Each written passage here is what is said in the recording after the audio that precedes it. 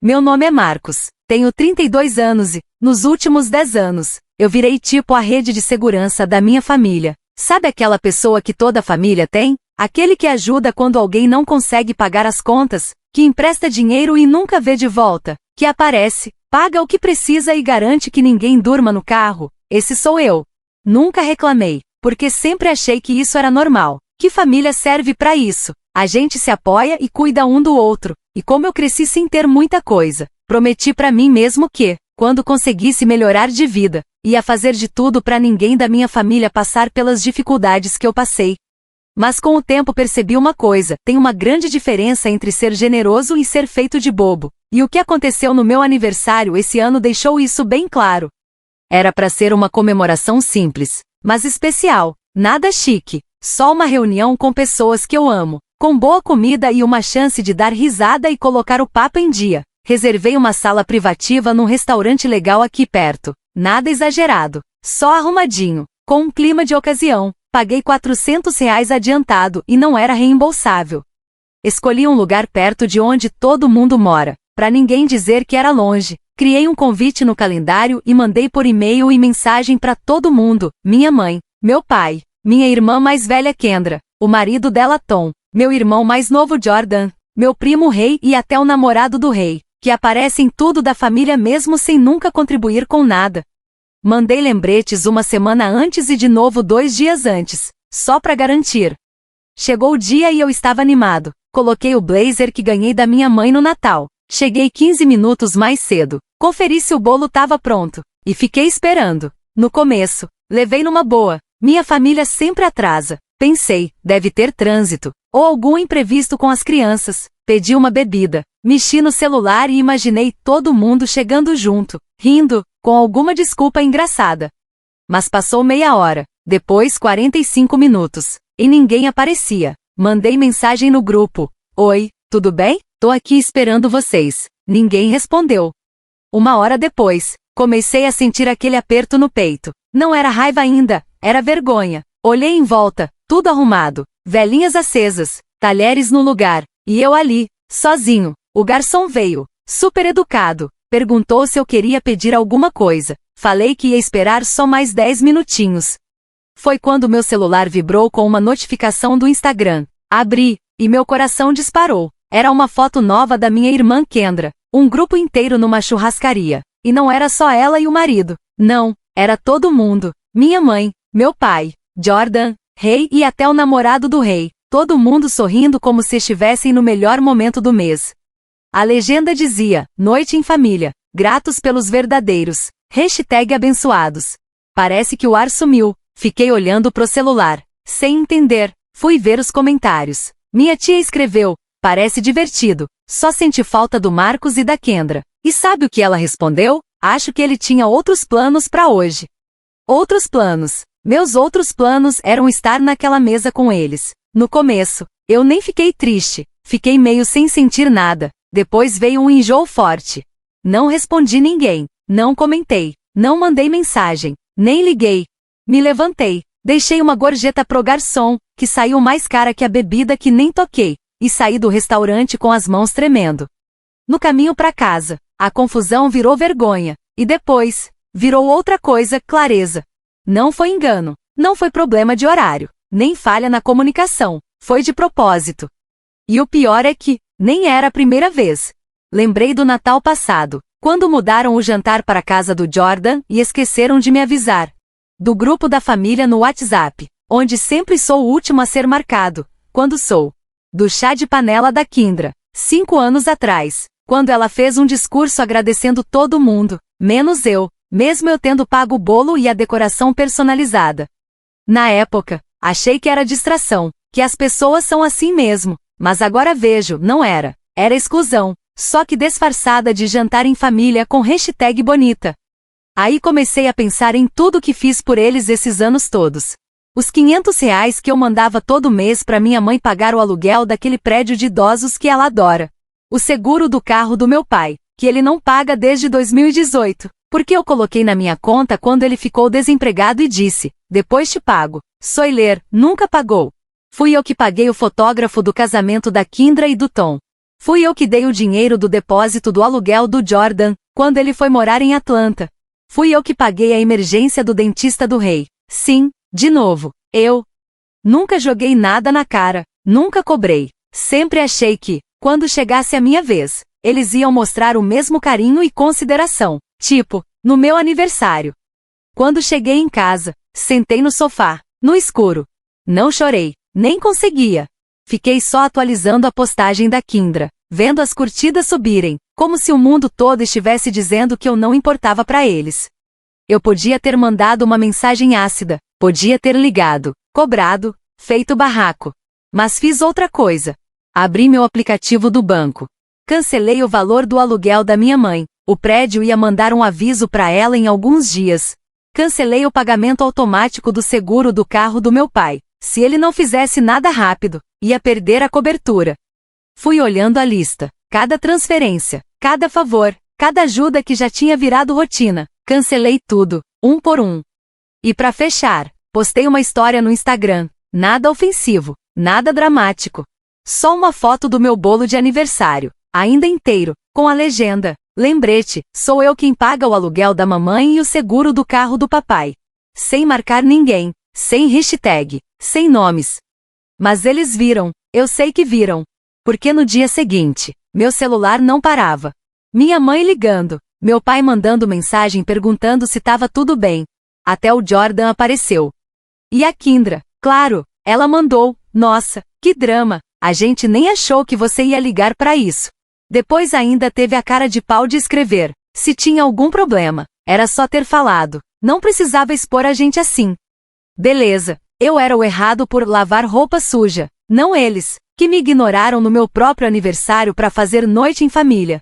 Eu nem fui convidado, e mesmo assim, não respondi ninguém. Deixei todas as mensagens no vácuo, todas as ligações tocando. Fiquei em silêncio.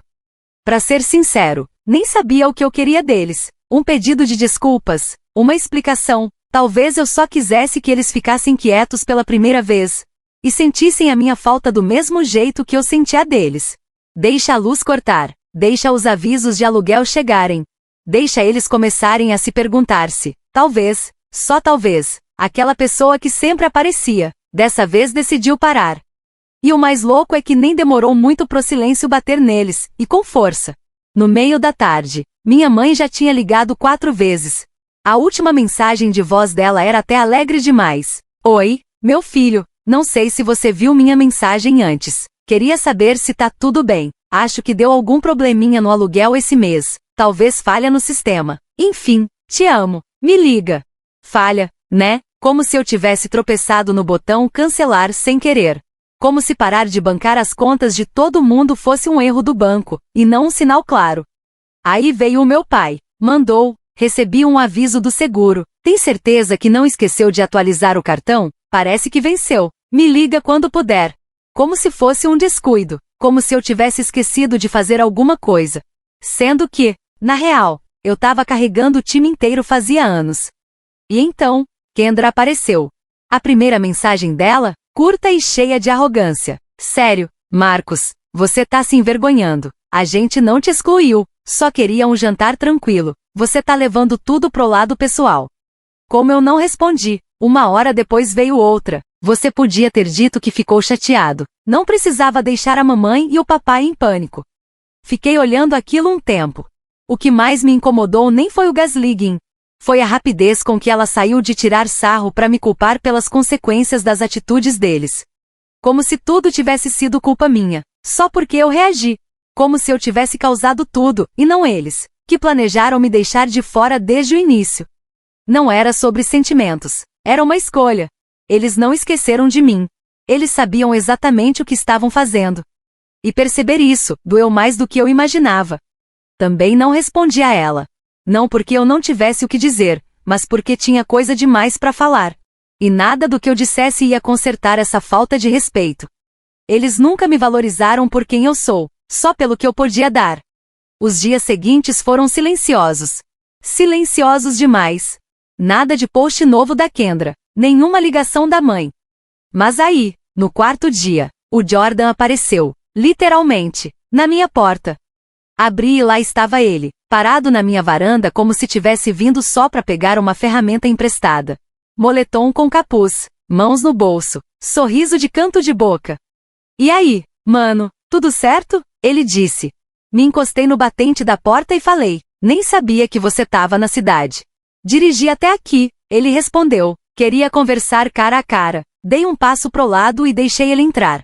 Jordan passou por mim como se ainda morasse ali, como se a gente ainda fosse adolescente, como se ele não tivesse simplesmente ignorado meu jantar de aniversário sem nem mandar uma mensagem. Ele sentou no sofá e bateu na almofada do lado dele. Aí, cê tá ficando doido? Essa pergunta me deu um estalo. Eu não sentei. Doido? Repeti. Não, eu fui humilhado, tem diferença. Ele levantou as mãos, tipo, ok, calma, tá, beleza, justo, mas vamos lá. Você acha mesmo que foi alguma grande armação? A gente só queria uma noite tranquila, nada demais, ninguém queria te magoar. Fui até a cozinha e peguei um copo d'água, só pra ter alguma coisa pra fazer, alguma coisa pra segurar. Fiquei um segundo olhando pela janela, depois virei de volta pra ele. Jordan, eu não fui convidado. Ele franziu a testa. Não é verdade. Então por que ninguém falou nada quando eu mandei os convites? Por que ninguém respondeu quando mandei mensagem do restaurante? Por que a Kendra disse que eu já tinha outros planos?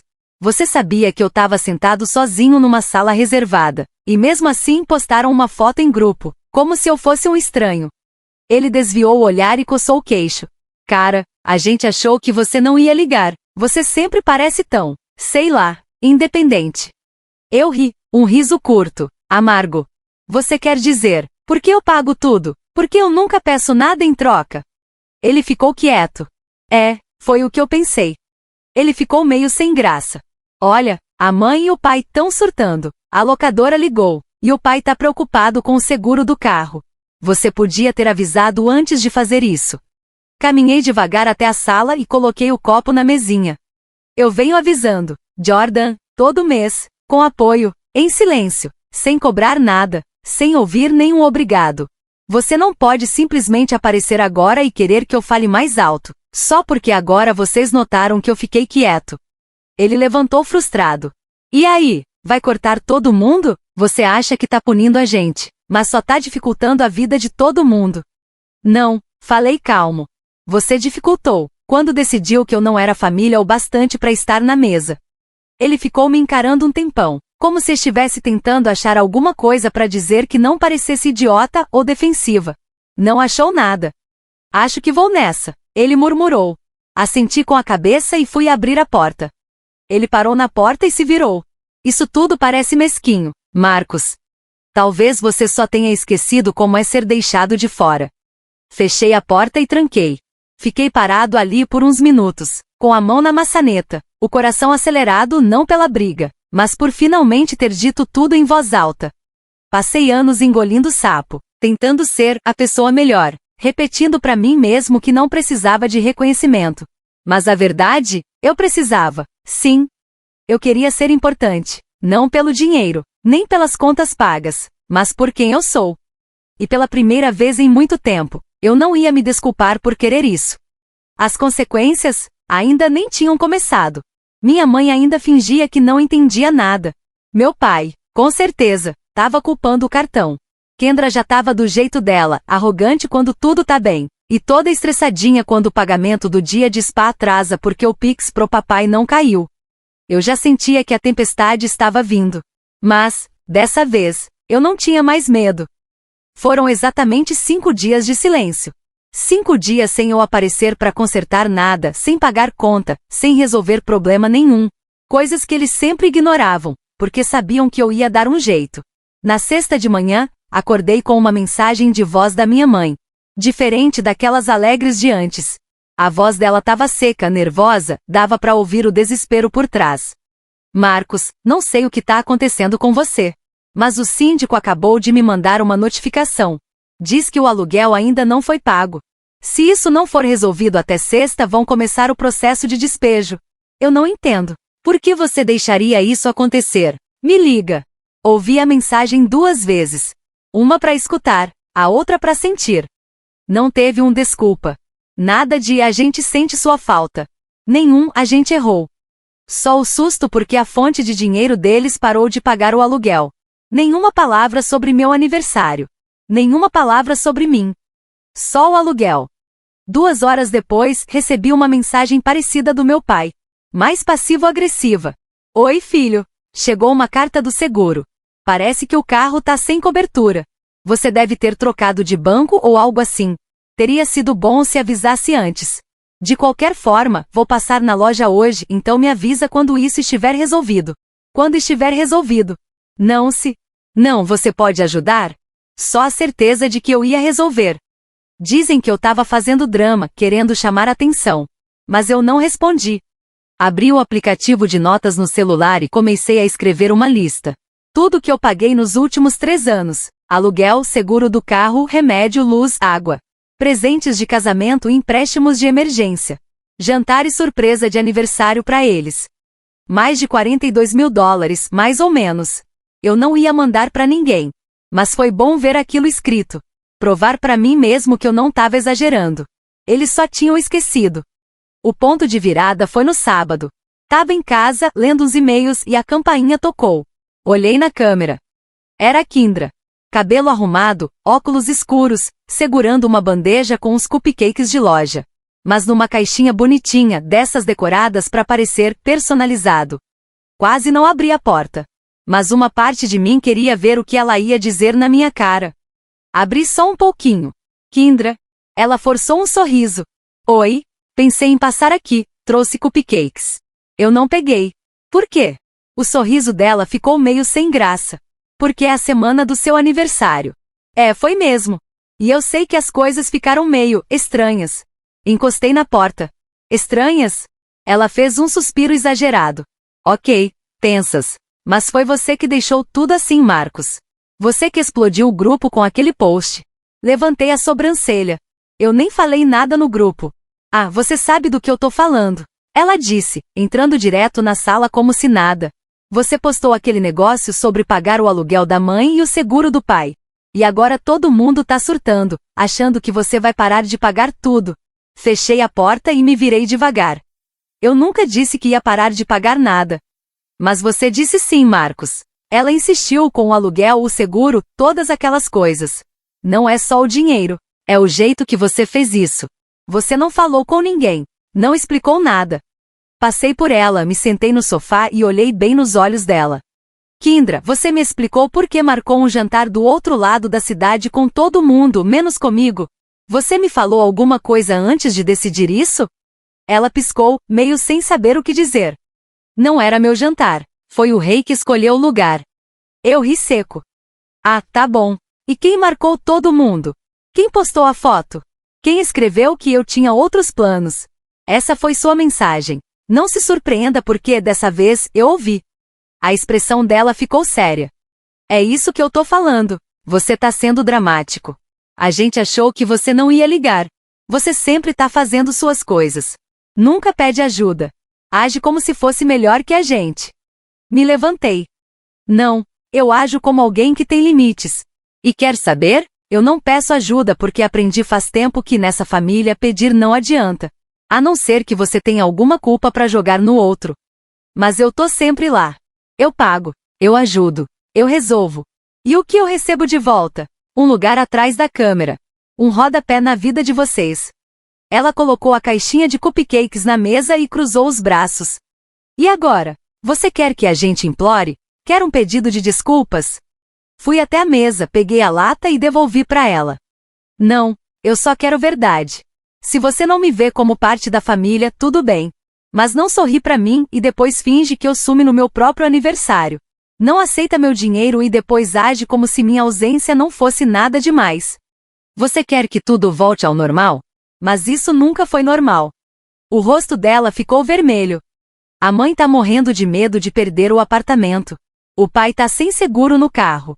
Você tá colocando eles em risco por causa de mágoa. Não, respondi calmo.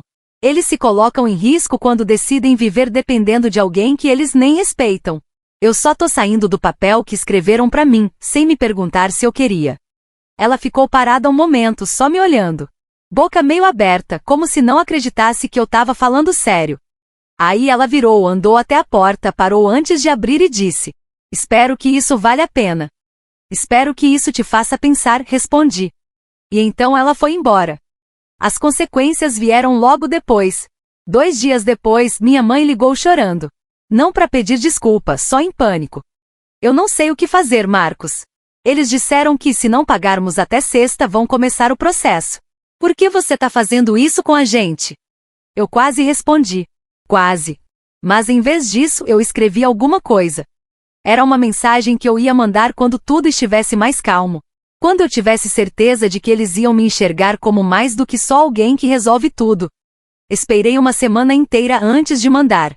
7 dias de mensagens ignoradas, chamadas não atendidas e um grupo da família tão quieto que parecia até que alguém tinha morrido. Mas não tinha. Eles só tinham perdido uma chance, e estavam começando a perceber isso. Minha mãe me mandou mensagem 5 vezes num dia só. Uma vez para implorar, uma para me fazer sentir culpa, e mais 3 vezes para lembrar que ela não é mais nova e precisa de estabilidade. Nenhuma palavra sobre o meu aniversário, nenhuma sobre o jantar. Só aquele mesmo ciclo de sempre, só que agora com mais desespero na voz. Meu pai deixou uma mensagem de voz que me fez parar e sentar. "Marcos, eu não sei o que aconteceu, sei que a gente errou. Sua mãe, sua irmã, e eu também. Mas essa história do seguro é séria. Se acontecer alguma coisa e eu não estiver coberto, por favor, filho, não faz a gente pagar por um erro da Kendra." Essa foi diferente.